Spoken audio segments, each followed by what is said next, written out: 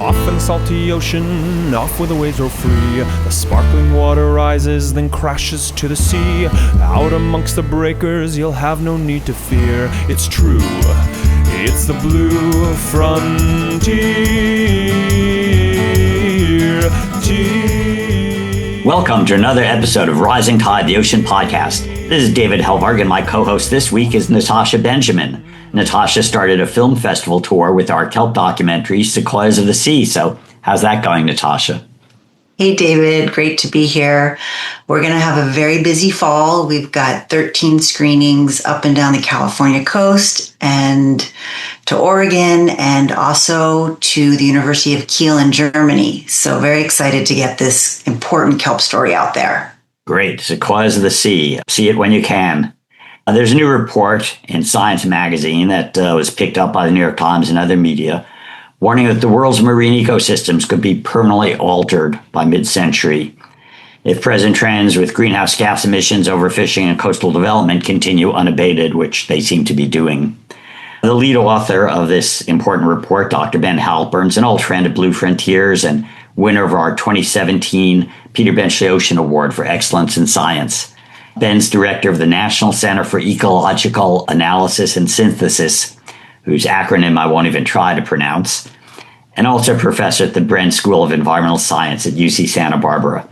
Ben's produced numerous papers, has many honors, but what he and his colleagues just reported on human impacts on the ocean is, to me, particularly scary in the context of ongoing attacks now being directed on science and clean energy by the Trump administration.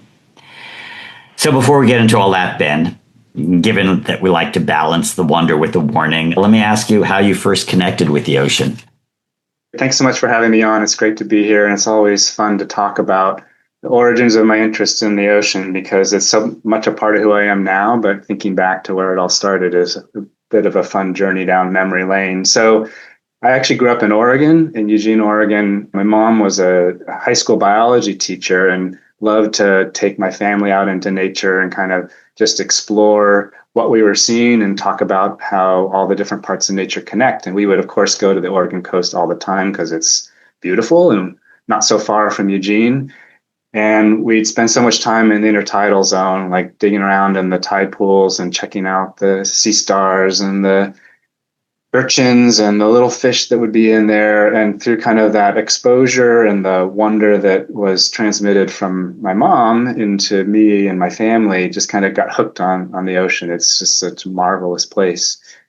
As I got older, I started engaging more professionally. I spent some time living in Boston and I volunteered and then worked for the New England Aquarium, doing a couple different roles. I was a docent there in a volunteer role, but then as an employee, I actually did their touch tank program where we took critters from the aquarium to first to third grade classrooms all around New England. And just the joy of bringing that connection to the ocean to all these kids as an instructor, but also just an ambassador was super fun and just continued to get me hooked on that. And then I got scuba certified and that was it. Once I got underwater and started to see what was under there, I knew I wanted to make a kind of a profession out of spending time in and around the ocean.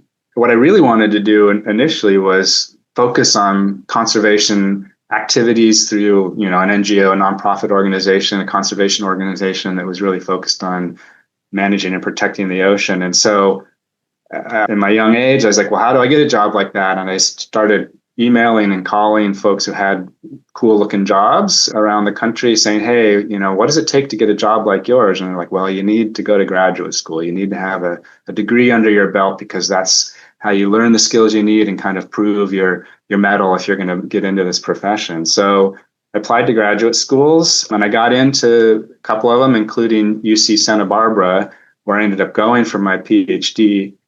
And within, 6 or 9 months of being there, I was like, I love doing science. I want to stay being a scientist and, focus that science on trying to make a difference for the oceans. But I really pivoted away from wanting to be, an employee at a conservation organization to being a scientist. And as I got deeper into it, I really started to figure out how I can make a career in science, make a difference in my ultimate goal, which is ocean conservation. And that's really focusing on the kinds of questions and the kind of research that hopefully is useful to decision makers, to policymakers, and to action organizations that are trying to make a difference. And so So what was your PhD thesis on?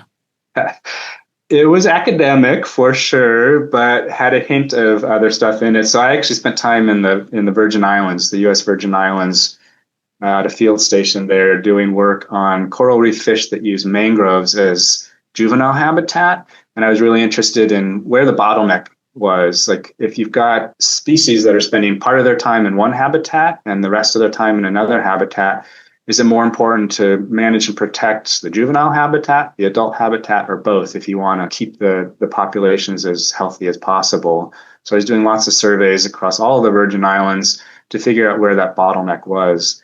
And a lot of people focus on the nursery habitat, the juvenile habitat, as where that bottleneck seems like it would be. But it turns out that fish live for many, many years, and they have many years of babies. And so those babies can cycle through the juvenile habitat each year. And so you actually don't have as much of a bottleneck in the juvenile habitat. It's the amount of adult habitat, the health of the coral reefs, that really ends up limiting those populations. So it was an academic population model thesis, but it had an application to conservation that was really focused on where do we prioritize putting our effort into habitat conservation if we're trying to protect and manage all these amazing coral reef species.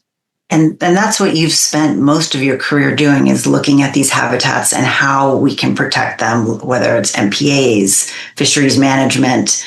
Can you take us to your recent article? Your projections are suggesting that the impacts that humans are having could more than double by 2050. What does this mean for us? What does this mean for the planet?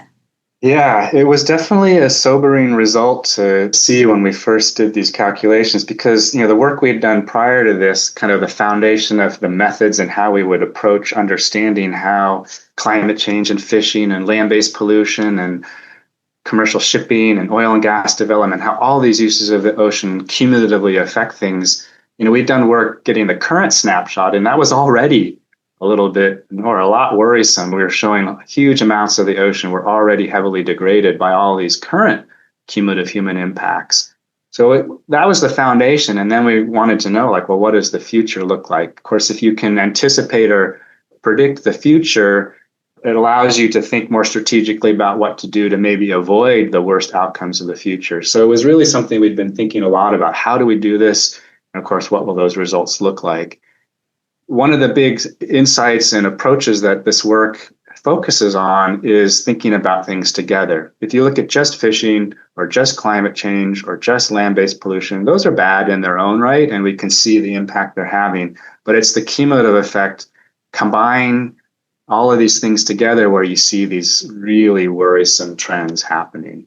So we look at all these pressures and how they're expected to impact marine habitats, kelp forests, coral reefs, salt marshes, seagrass beds, but also the open ocean, the deep sea bed, all these other habitats out there, and say, what are the likely consequences of all of these different pressures from human activities collectively impacting these habitats? Well, it just sounds like this cascading series of disasters: oil, chemical, nutrient, and plastic pollution, coastal development, loss of habitat, industrial overfishing for the global seafood market, and then on top of that all, the hammer of climate change, which is warming and acidifying the oceans, deoxygenating them. I guess the scary thing is now we have an administration that's not only attacking the reality of climate science, but basic science itself. And I'm wondering, you've got this very grim report that in normal times would be picked up and you'd have a lot of response from policymakers and the National Science Foundation and the folks at NOAA, the National Oceanic and Atmospheric Administration. These are institutions that are being hammered, and I wonder what your perspective is on the moment we're in and this report coming out at this dangerous moment politically. Yeah, it's a fair question. And to be honest, it's one I hadn't actually thought too much about as I've been focusing on thinking about kind of what the science tells us and how to start to engage with conservation groups and government agencies where possible. But it is clearly worrisome that climate change continues to emerge as the dominant current impact to oceans and future likely impact. And if we are not more aggressive at coming up with sustainable energy and weaning ourselves from oil and gas, we have a major hurdle ahead of us. And so where the opportunities and challenges are for changing the agenda around that, I don't know. It is difficult for sure to look at the current landscape and see funding being pulled back from offshore wind energy, the move away from climate science that would continue to build on the work we've done here and start to think about how to, hone the analysis we've done or tailor to particular coastlines or regions of the ocean that might help provide more precise recommendations for what government and conservation agencies could do in particular places. So without that support, or a lot less of it, my guess is that progress will be slowed. And unfortunately, we're in a time where we need progress to be accelerating, not slowing. It's hard to wrap our heads around what's happening politically and what's happening in our oceans related to climate. Do you have some examples of kind of success stories in the midst of all of this, where the science and the policy have come together and we've seen improvements and have a little bit of hope? Absolutely. I think one of the places that I continue to focus my own research on and get a lot of encouragement for political and scientific alignment is the role of sustainable aquaculture in the oceans to both provide really healthy, nutritious food for a lot of people, but in really environmentally sustainable ways. And so whether or not it actually replaces damaging wild-caught fisheries is to be seen. It's a bit hard to make happen, but a lot of aquaculture, shellfish aquaculture from mussels and oysters and clams, seaweed aquaculture, these are things that clean the water as they grow. They're highly nutritious. You don't have to feed them. And there's a lot of interest in the United States and in other countries for building out this kind of aquaculture. And it's happening. And there's political alignment on both sides of the aisle for interest in helping to push this forward. And so this is a place where we can gently use our ocean in a way that actually may improve the conditions in a lot of places and provide a lot of food. So I think there's a lot of things happening and huge potential in the future for things like aquaculture to make a real difference. And again, something that people aren't aware of, the UN just confirmed last year that today the majority of seafood is aquaculture produced, not wild caught.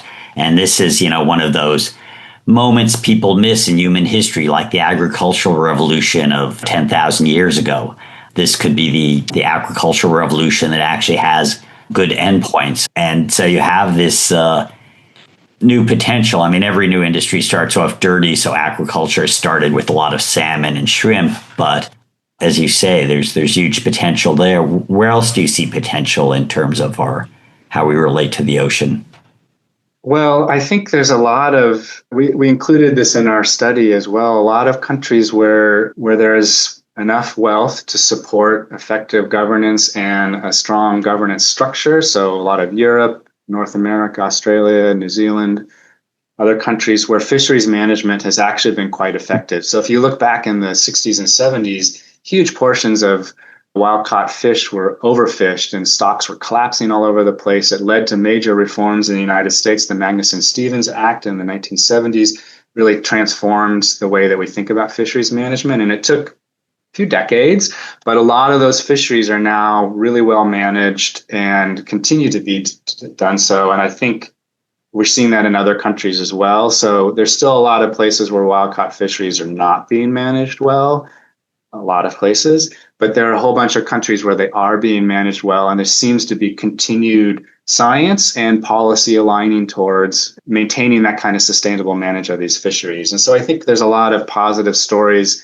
in how we have rebuilt and continue to manage well these wild-caught fisheries. So on the seafood side, which is of course one of the main ways that we interact with the ocean, I actually think in a lot of parts of the world there is a lot of promise for a future where the ocean is used and managed really sustainably while continuing to provide people a lot of healthy food. So I think that's a great place. I think in other countries, offshore wind is just absolutely taking off. In the UK, in Germany, and Scandinavia, they are rapidly building out very large wind farms, and China is just off the charts in their construction of offshore wind.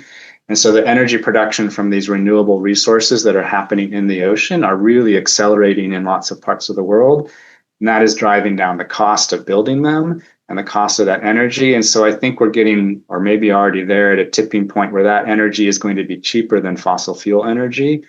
And then that will really accelerate the production of that. And if that continues to happen, then I do see a different world in 20 years where, the idea of powering plants with coal or natural gas seems like a thing of the past. Like, why would you do that when there's all this green energy out there? Well, one of our interviews for the podcast now is with the legislative director of the AFL-CIO in Rhode Island, where 80% complete the $5 billion Revolution offshore wind network is supposed to go online next year in 2026. And when it does, consumer cost for energy will drop from 16 to 10 cents per kilowatt hour. So this is under attack simply because the president got pissed off in 2017 when they put wind turbines off his golf course in Scotland.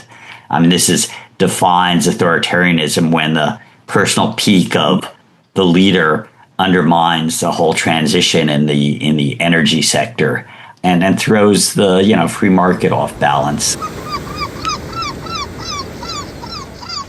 What is Rising Tide? Rising Tide is Blue Frontier's bi-weekly half-hour show that features a diversity of ocean voices from the famous to the fascinating, deep-sea explorers to whale wranglers, Arctic residents to climate justice warriors.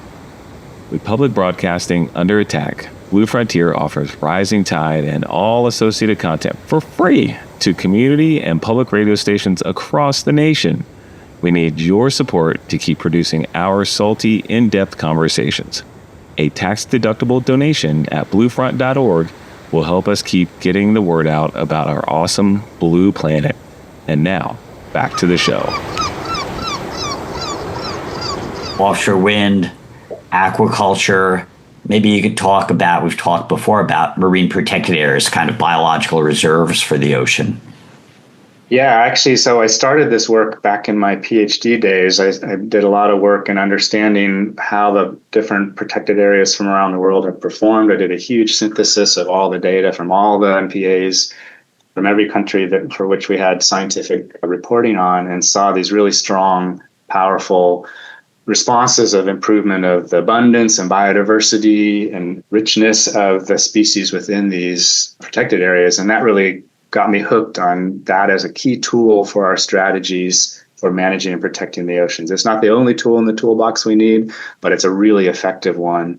I did my PhD almost 25 years ago now, and we've seen in the last 2 decades an explosion of action around building out protected areas, in large part because of the 30 by 30 initiative, protecting 30% of land and sea by 2030. And countries across the United Nations have really been galvanized to achieve this goal.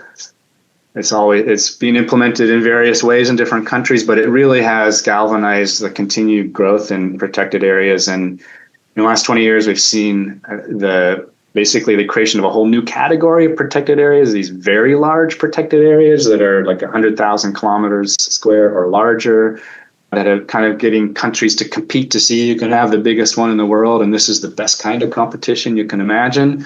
And so we're seeing large protected areas being put into the oceans, and we're seeing lots and lots of small ones. And if this momentum continues and we achieve globally these targets of 30% by 2030, which is 5 years away, like that'll be a huge achievement. And then if we can continue to manage them well, that's a huge insurance account in the ocean that we've created that, if we make some mistakes outside of that area, like push things a little bit too hard, overdevelop or overfish a little bit, we've got this this insurance policy of these protected areas that can help buffer against those kinds of mistakes. So I'm quite optimistic that trend will continue, we'll achieve those goals, and it will really make a big difference for the global ocean. And those MPAs and protected areas are so important, especially with climate change. They create resiliency in the ecosystem. So this is even more important now. When you think about all of the pressures that are put on ocean ecosystems and species, the cumulative effect Like anytime you can pull back one of them or two of them, it creates a little bit more breathing room, a little bit extra buffer to be able to be more resilient to the other ones. So if we can decrease the fishing pressure or decrease the pressure from land-based pollution, that creates more resilience for climate change effects, which at least for the near term are kind of baked in. And so we want to make sure that we can do anything we can. Every little bit makes a difference. If we can reduce some pressures, it creates a greater chance to, be resilient to the other ones. So you talk about better fisheries management, aquaculture, clean energy, ocean-based clean energy, marine protected areas. We know what the solutions are. It's almost like the political will to enact them is what's missing. A report like yours is scary because we don't have to double the negative impacts by mid-century, but the trends are still going in that direction. You've built the science to quantify that. As I speak to people about this work, is that this isn't a foregone conclusion for what the mid-century will be. It's a projection of what could be. It's not a recipe for what has to be. And so this hopefully motivates, galvanizes action to avoid these outcomes. We don't have to go down this path if we don't want to. We have time and agency to make a difference. And so hopefully this information provides the inspiration for people to take action, right? It's a chance to really make a difference. It's a shot across the bow, we could say, to try to get people to really pay attention and to do something. And we have these tools, we have these solutions at the policy level, but what can people, everyday people, what can people do, individual actions that can actually make a difference? This is a question we get all the time when we're talking about the declines in coral reefs or kelp forests. How can people make a difference? It's a great question, and I get it all the time too. And for me, it's actually quite tightly conceptually connected to the work I did, in that when you think about the cumulative effect of all these pieces coming together, the whole can be greater than the sum of the parts. And I think that's true of individual action as well. Like any one person can't change the world, but collectively, all those individual actions can change the world.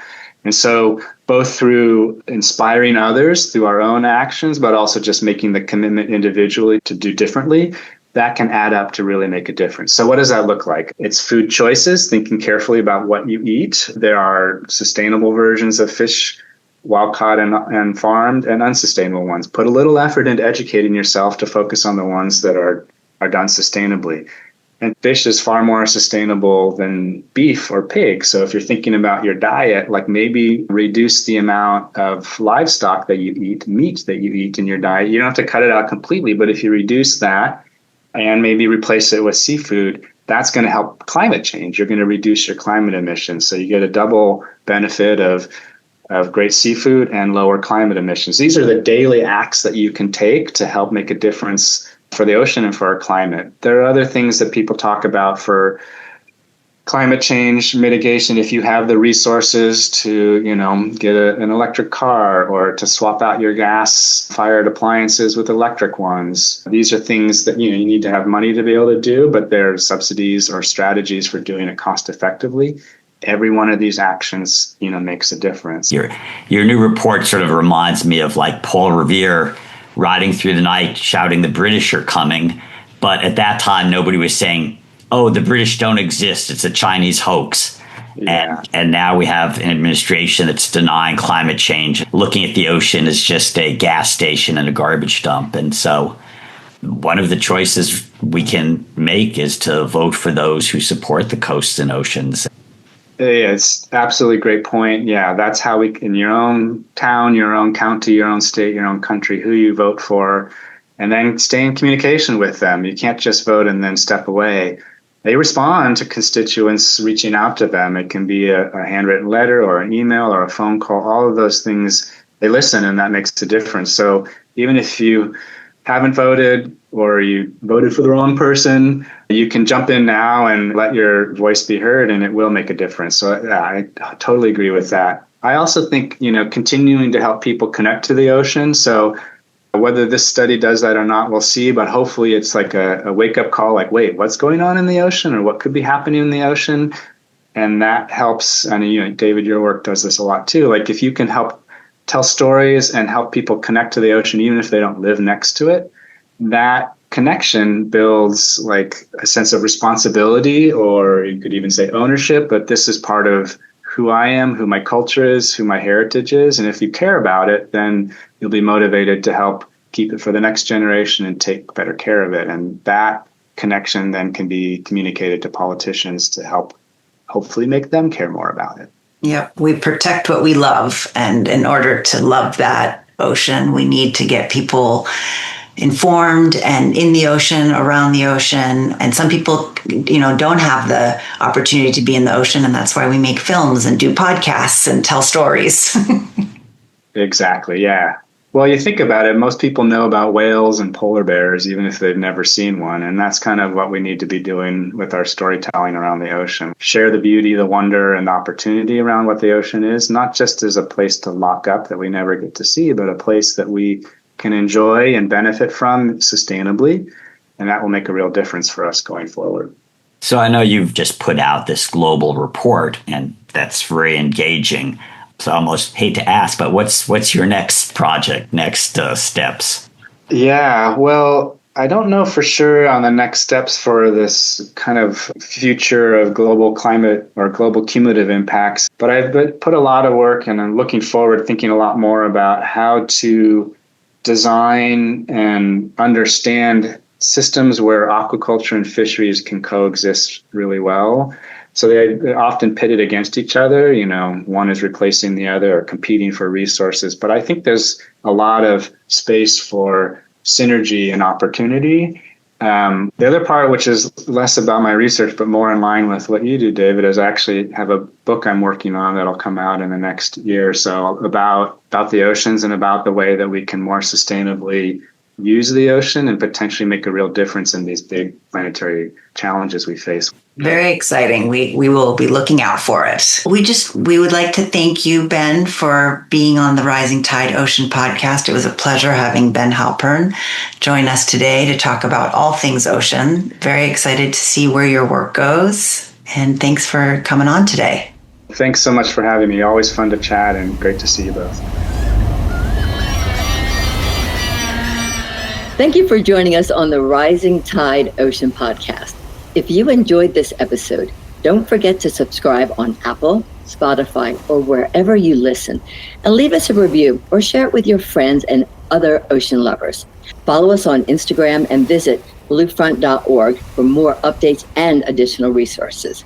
Rising Tide is a production of Blue Frontier, co-hosted by David Helberg and me, Vicki Nichols-Goldstein of the Inland Ocean Coalition, with production support from Holden Hardcastle of Fluid Studios, Natasha Benjamin, and Nick Paz, and editing services provided by Charles Landon of Studio Cape May.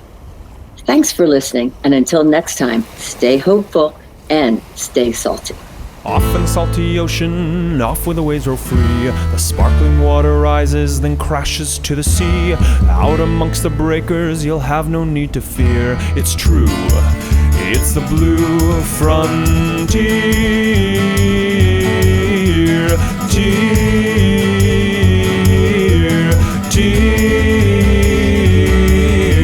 Off in the salty ocean, off to the blue frontier. Sparky, come here, buddy. Sparky. There you are. Good boy, Sparky.